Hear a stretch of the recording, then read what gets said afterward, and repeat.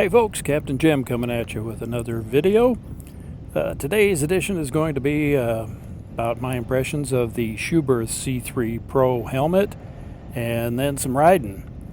I was looking for a modular helmet, something that would have good visibility, be comfortable and quiet, and as a spoiler alert, the C3 Pro does a great job of all of those. Very happy with this helmet. It cuts the wind noise down considerably. In fact, I think it's probably quieter with the shield open than my Nolan N72 GT is with everything closed up.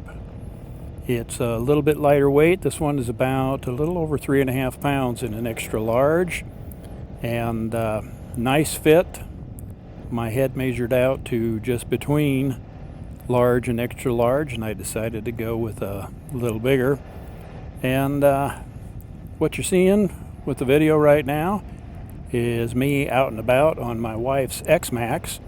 She likes her windscreen a little lower than I like mine on my Vespa, so this gave me a chance to give that thing a try with putting my face in the airstream there that's flowing up over the helmet.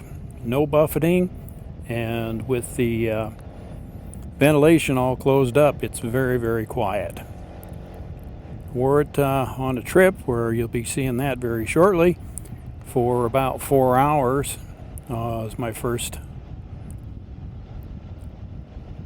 extended ride with it, and very happy with the comfort on that. The video you just saw was with the Xmax, and now I'm going to make a change over to the day before, when Joan and I were out, me on my Vespa, her on her Xmax. The C3 Pro has a little smaller profile than the Nolan N70 that I've been wearing, so it seems to cut through the air just a little better.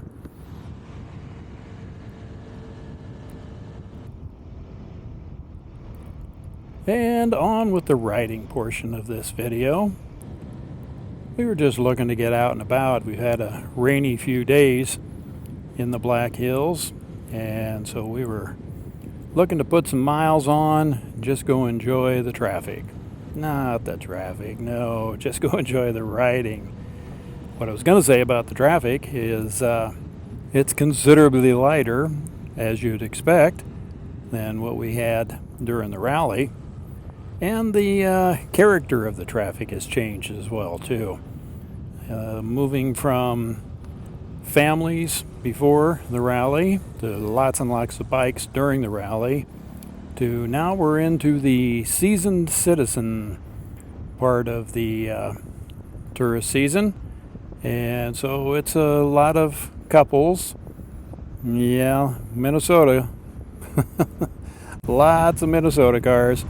And they all seem to like to drive about half the speed limit. But we're seeing more of that kind of traffic. Here we are rolling into Custer State Park, and you can see that the roads are reasonably traffic free. We enjoy that a whole bunch. And of course, coming around one curve, this motorhome got out just in front of us. Yeah, Minnesota plates. And we were caught behind him for a little while, but he was kind enough to pull over just a little bit, so we were able to get around him and not violate that double yellow line. We had no particular destination in mind for this trip, with the plan that we would maybe run up Needles Highway, and that's where we are right now on this portion. And just taking in the pretty scenery. I had tended to call this video a slow ride, but truly we weren't behind traffic much, and so we were able to ride whatever the speed limit allowed through most of the ride today. There's been enough precip down in the southern hills that everything is still pretty nice and green. And the views, oh, hey, look at that. There's a guy that pulled over. Let's get around. And the views are spectacular. Truly, truly enjoy the southern Black Hills. This portion of Needles Highway, speed limit's 35 miles an hour. It's good road. It's got a nice double yellow center line, and so everybody tends to stay pretty much on their own half of the road.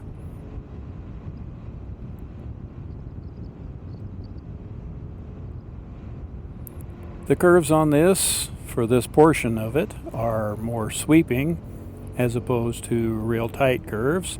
But as we get closer to the Needles Eye area and all those beautiful needle spires, you'll see that the road gets a little tighter, the speeds get a little lower.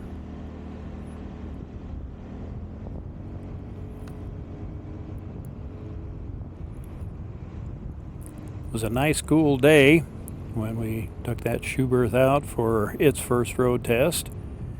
Cool enough that we could stand to wear our riding jackets. Probably in the 70s through most of the day. And lots of beautiful sunshine. It was a welcome relief after several days of rain here. The terrain along Needles Highway varies from these grasslands up into the rocks, the peaks, and now we're on the stretch of road where you can see there is no center line. So when the traffic gets heavy here, it's not every man for himself, but you do have to be extremely careful coming around any curves. Seems a lot of folks on four wheels want to take their half of the road pretty much down the middle. And we see a lot of traffic that tends to slow way down if they've got opposing traffic coming at them, even though there is room for two normal-sized vehicles to get around each other. One thing with when you get to the section of road that has no center line, it's kind of the indicator that you're getting closer to the Needles Eye area. And you can see we've moved from grassy rolling hills into wooded. Look into the background there and you can see that we're into steeper hills and the rocky terrain.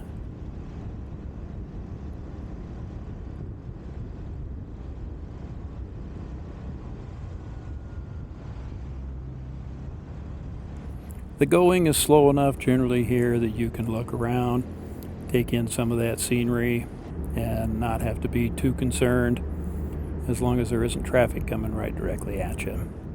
As we get a little closer to the Needles area, you start to see these spires rising up. Pretty spectacular scenery. And the Vespa and the Xmax are ideally suited for this. You're down to about 20-mile-an-hour speed limit, unless of course you're behind somebody from Minnesota, which means you'll be going more like about 10 miles an hour. And here's some of those hairpin turns where 5 miles an hour is about enough. All right, rather than talk about the traffic, I'm going to put a little music on here and sit back and enjoy getting through the Needles Eye area.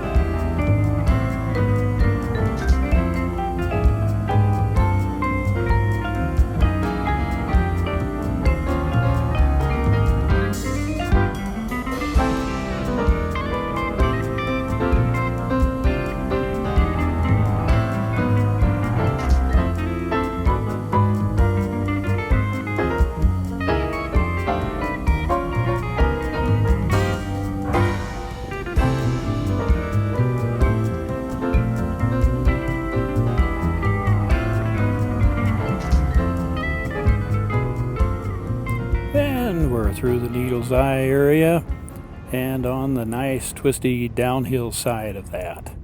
You notice that the traffic has fallen off significantly. Gives you a chance to just enjoy riding those curves and experience that pretty scenery.